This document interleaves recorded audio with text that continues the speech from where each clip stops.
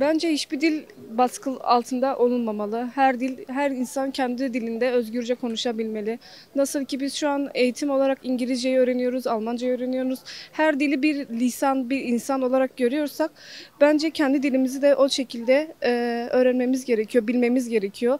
Ve bu asimilasyon sürecine maruz kalmamamız gerekiyor. Neden asimilasyon dedim? Çünkü biz küçüklüğümüzden beri Türkiye toprakları altında kendimizi asimilasyona uğratmış olduk. Gerek eğitim, gerek sağlık alanında, gerek her türlü alanda kendi söz hakkımız olduğunu düşünmüyorum ben. Neden mi? Çünkü ben kendi ana dilimde eğitim alamadım. Alamadığım için, bu dile maruz kaldığım için kendi dilimi unuttum. Mesela ben ninemle şu an e, takılıyorum yani. Kendi dilimi konuşurken takılıyorum ve neden bana diyor ki sen nasıl bir Kürtsün? Kendi dilini nasıl bilmezsin? Ve bu onun zoruna gidiyor. Yani benim olsam ben de zoruma giderdi yani. Çünkü kendi dilimi konuşamıyorum. Bu çok büyük bir ayıp benim için. Bence bunun önüne geçmek için birkaç proje olması gerekiyor. Kendi dilimizin unutulmaması gerekiyor. Her dil bir kimlik demektir. Kimliğini unutan bir insanın, geçmişini unutan bir insanın geleceğinin güzel olacağını ben düşünemiyorum. Mesela ben eğitim hakkımın, sağlık hakkımın, her türlü haklarımın içerisinde kendi dilimle kendimi lanse etmek istiyorum. Kendi dilimle konuşmak istiyorum. Umarım bunun için gerekli projeler olur. Umarım herkes kendi dilini özgürce konuşabilir. Öyle bir ülke olur. Evet, zaten çoğu yerde bilinmeyen bir dil olarak geçiyor. Mesela sosyal medyada Kürtçe bir şey yazdığında çevirisine baktığında çevirisi olmuyor. Neden? Çünkü bilinmeyen bir dil olarak geçiyor. Bence hiçbir dil bilinmeyen bir dil değildir. Yani zaten bilinmeyen bir şeyin ortada bunu konuşamazsın ki. Bilinmeyen bir şey, hiç olmayan bir şey hakkında yorum yapamazsın ki. Kürtçe demek ki var ki bu dil yazılıyor, bu dil herkes tarafından biliniyor. Milyonlarca Kürt var, bu topraklarda da var, bazı topraklarda da var. Geniş bir coğrafyaya sahibiz. Yani o yüzden yani diyecek bir şey bulamıyorum yani ben sanmıyorum. Yani bilinmeyen bir dil kavramının kalkması gerekiyor bence. Çünkü her dil kendince bilinen bir dildir. Gerek şarkılarımızla, gerek türkülerimizle, gerek folklorumuzla kendimizi bir şekilde kimliğimizi yansıtmaya çalışıyoruz. Bence çok süre oldu. Yani bu proje çoktan beri var. Belki benim yaşım yetmeyebilir bu projenin olmasına. 40 yıldır, 50 yıldır bilmiyorum. Ne kadar yıldır bunun olduğunu bilmiyorum.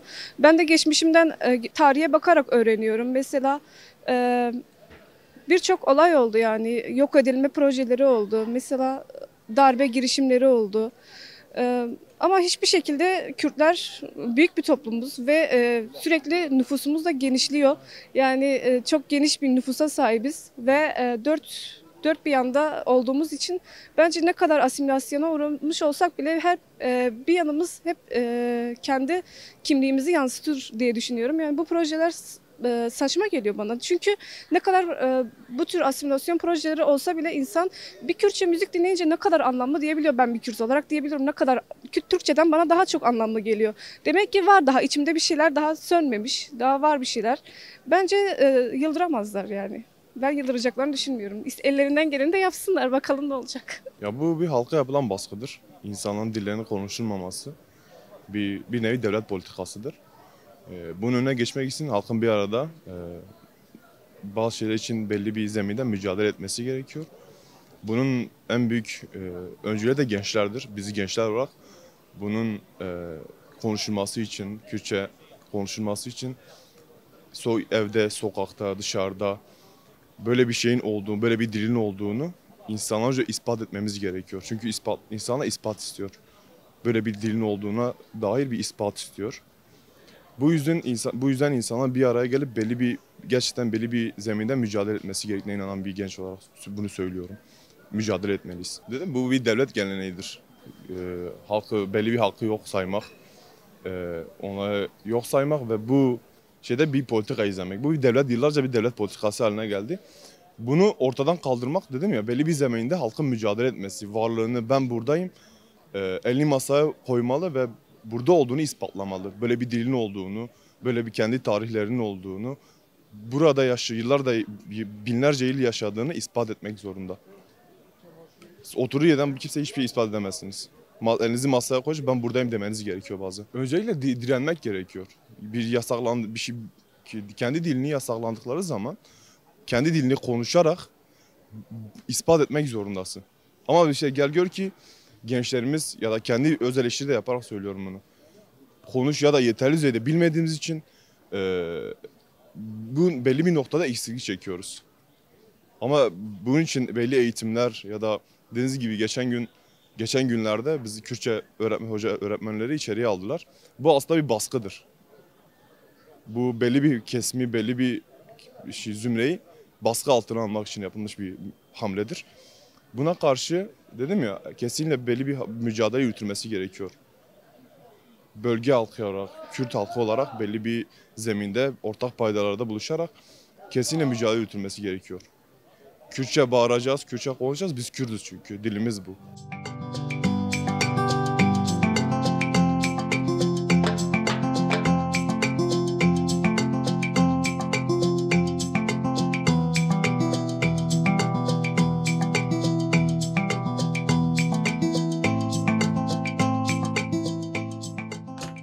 Yani Kürtçe üzerindeki bu baskı yani gereksiz olmaması gereken bir baskı. Yani Kürtler bunu istemiyor. Fakat gerek bazı güçlerin yani bazı o yapıların bu yaptığı baskı doğru değil. Yani yapılmaması gerekiyor. Çünkü Kürtler de bu ülkede yaşıyor sonuçta. Yani uzun süredir o hani ne kadar da çok gerçekçi olmasa da sürekli bahsediyorlar. Kardeşiz, şöyleyiz, böyleyiz. Kardeşseniz diline de saygı duymanız lazım. Dili duyduğunuz zaman, işittiğiniz zaman karşı çıkmamanız lazım. Bu dilin de eğitimde ve bilimde kullanılabilmesi lazım. Fakat öyle değil. Şu anda hani o şekil olmuyor. Bu görmezden geliniyor. Aslında hiç doğru değil. Yani sonuçta bu topraklar içerisinde yaşayan yani milyonlarca insanın dili bu. Hani az buz da değil, 3 kişi değil, 5 kişi değil. Yani neredeyse milyonlarca insanın ve yeni gelmeyen bu topraklara diğer ülkelerden 5-10 yıldır gelenler gibi değil. Yıllarca burada yaşayan insanların dili bu. Hani bu şekil olmaması lazım. Böyle yapılmaması lazım. Yani doğru bulmuyorum. Yani Kürtleri yıldırabilecek, yani vazgeçirebilecek, hani en azından kendi dilini konuşmayı bıraktırabilecek şeyler olduğunu düşünmüyorum. Tabii uzun vadeli şeylerdir muhtemelen bunlar. Eğer öyleyse bu politikalar. Yani uzun yıllar geçsin, kim ne yapacaksa gözükür zaten. Hani yıllarca zaten bu topraklarda yaşananlar belli zaten. Hani olan şeyler, sorunlar, problemler. Hani yine aynı şekilde Kürtler kendi dilini konuşmaktan vazgeçmedi. Vazgeçeceğini sanmıyorum. Hani dilin bir problem olacağını sanmıyorum. Çünkü dil tertemiz bir şeydir. Yani dil insanın kimliğidir sonuçta. Yani kısacası insanlara aslında baskı yaparak bu dini yok etmeye çalıştıklarını düşünüyorum. Ve bu şekilde başarılı olacaklarını düşünüyorlarsa diyecek bir şey yok. Herkes istediği şekilde, istediği gibi özgürce yaşamalı bu şehirde. Ama maalesef bunu da kısıtlıyorlar diyelim. Basbayağı belli yani asimile edip yok etmeye çalışıyorlar. Bir kültürü aslında tamamen yok etmeye çalışıyorlar. Geçmişte neyse şu anda aynı politikaların sadece psikolojik olarak uygulandığını söyleyebiliriz. Geçmişte daha bunun şiddet boyutu vardı. Şu an daha çok psikolojik üzerine yapılan bir eylem olduğunu düşünüyorum. Birlik olmalı tabii ki de. Örneğin bu yapılan politikalara karşı bir engel dediğiniz gibi 26 kişi hapsediliyorsa bunun için eylemler düzenlenmeli. Ama bu az kişili olacak bir şey değil. İnsanlar birlik olmalı ve buna her kültürden, her şeyden insan da destek olmalı diye düşünüyorum. Yani hocam bence bu ikiyüzlülüktür. Yani sert bir şekilde koymak gerekirse ikiyüzlülükten başka bir şey değil. Çünkü İngilizce, Almanca ve benzeri Rusça, Fransızca gibi dillere izin verilirken bu dilimizin görmezden gelmesi ya da engellenmesi yani tekrar diyorum ikiyüzlülükten başka bir şey değildir. Ben kendim üniversite öğrencisiyim. Almanca bölümü okuyorum. Bence lingüistik açısından Türkiye'nin bu konulara daha çok önem vermeleri gerekiyor. Yani her dilin kendi değeri vardır. Diller arasında ayrım yapılmamalı ve Kürt dili olsun, Almanca olsun, İngilizce olsun her dilin kendisine ait bir önemi vardır efendim. Tek bir amaca bağlayamayız. Birçok farklı amaç vardır. Hani kim der faşizm der, kim der ikiyüzlülüğüm der ve benzeri çok fazla isim verebiliriz yani. Gerçekten onun en dibine inip bir araştırma yapılması gerekiyor.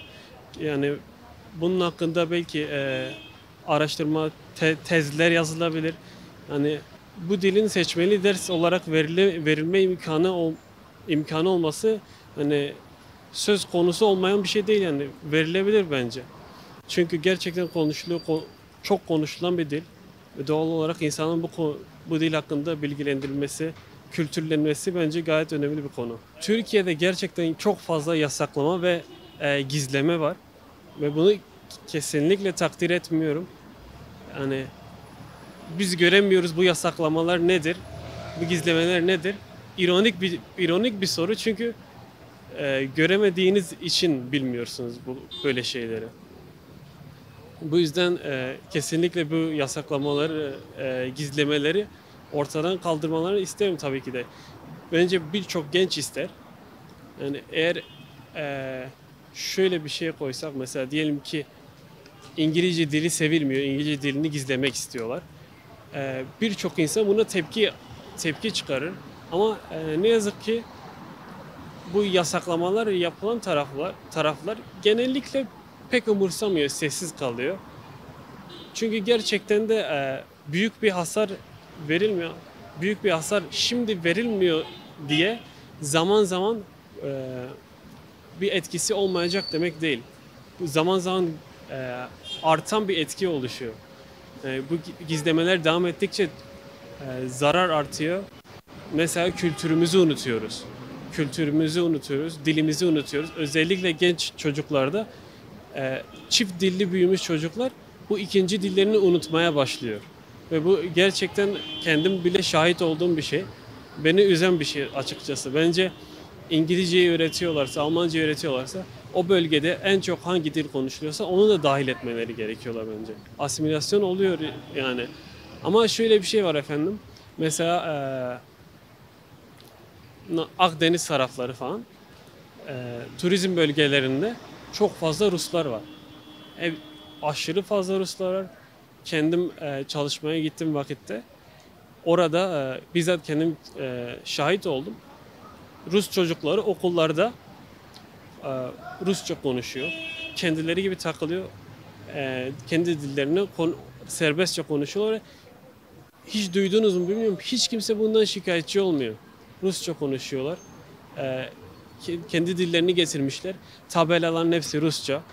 Ama gidip Arapça tabelalarla laf ediyorlar. Madem eğer dil bütünleşecekse sadece Arapça değil, sadece Rusça değil, sadece Kürtçe değil, hepsini uygulayın. İkiyüzlülük yapmayın o zaman.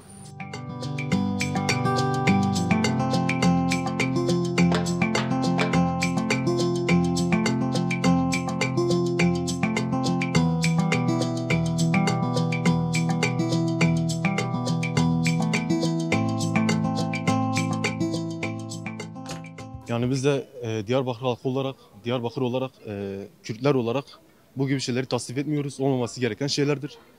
Biz dilimizi özgür bir şekilde konuşmak istiyoruz. Yapılan baskılara karşı hani asla ve asla boyun eğmeyeceğiz. Dik duruşumuz devam edecek. Gençler olarak da biraz eksiklerimiz olabilir. Hani belki konuşma açısından. Ama yine de ailemizle, dostlarımızla yine kendimize sohbetlerimiz sürüyor Kürtçe. Hani bu gibi öğretmenler için de hani son derece bir baskı var. Bunun farkındayız yani. Toplum olarak biraz eksikliklerimiz var. İnşallah kısa zamanda inşallah bunlar da giderilir. Valla ben şunu söyleyeyim. Biz zamanda Çanakkale döneminde biz İngilizlerle karşı savaştık. Sırt sırta verdik Türklerle, Kürtlerle omuz omuza verdik. Yani sadece Türk-Kürt değil, Çerkez, Alevi, Sünni her beraber sırt sırta verdik. Bugün özel okullarda, devlet okullarında İngilizce dil var ama Kürt dili yok. Bu böyle bir şey varsa gerçekten bu büyük bir adaletsizliktir, bu büyük bir baskıdır. Başka da bir şey demiyorum. Bilinmeyen dil, hani olmayan dil, olmayan ırk. Biz neyiz? Yok muyuz burada? Varız. Olmayan ırk ne? Olmayan dil ne? Konuşuyoruz. Demek ki dil var. Hani yok saymak diye bir şey yok. Hani akıla mantığa sığmıyor. Hani kafanda diyorsun işte bu ırk yok. Bu dil yok. Kim inanıyor buna? Senin gibiler inanıyor. Bunlar gibi, onun gibiler inanıyor. Gel buradaki insanlara anlat bunu. Söyle işte senin dilin yok. Ne diyecek? Yani gülecek, geçecek yani. Ya biz insan olduğumuz için mesela hepimiz için diller aynıdır. Türkü, Kürdü, oysu, buysu.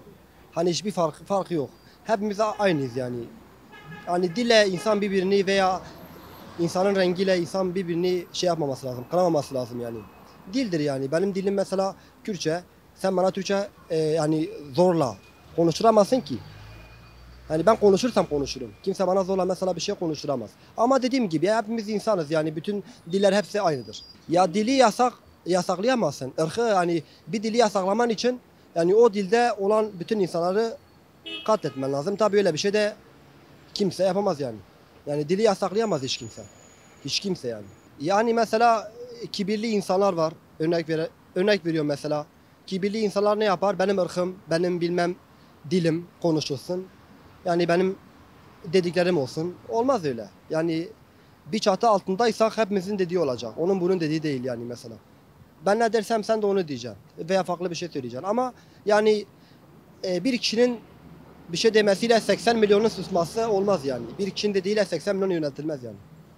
Herkesin bir düşüncesi, bir iradesi olması lazım yani. Ya Kürt toplumu zaten Türkiye'nin yarısı zaten Kürt toplumu. Yani Kürt toplumu yok etmen için büyük güç lazım. Yani onun için de yani insanlar kıyılamaz yani bir cana kıyılamaz. Yani sen yok geçmişte yaşanan gibi Saddam Hüseyin gibi ondan sonra bilmem kim gibi katliam yaparsan olmaz yani. Mesela ben demiyorum ki ben Türkçe konuşmayayım ayıptır veya Türkçe şeydir kötü bir dildir. Yok. Yeri geldiğinde Kürtçe konuşuyorum, yeri geldiğinde Türkçe, yeri geldiğinde Zazaca mesela. Üçüsü de bir dil, üçüsü de bana göre aynı yani. Dil ya sonuçta. Arapça nasıl dil varsa mesela örnek veriyorum. O da bir dil yani. Bir yargılayamazsın bu konu hakkında. Ya yaşadığım mesela ırkçılık olayı da var. Var yani. Yine de yani ırkçılığa uğradın diğer ırkçılık yaparsan olmaz. Yani mesela biri bana kötülük etti diye ben ona kötülük etmem.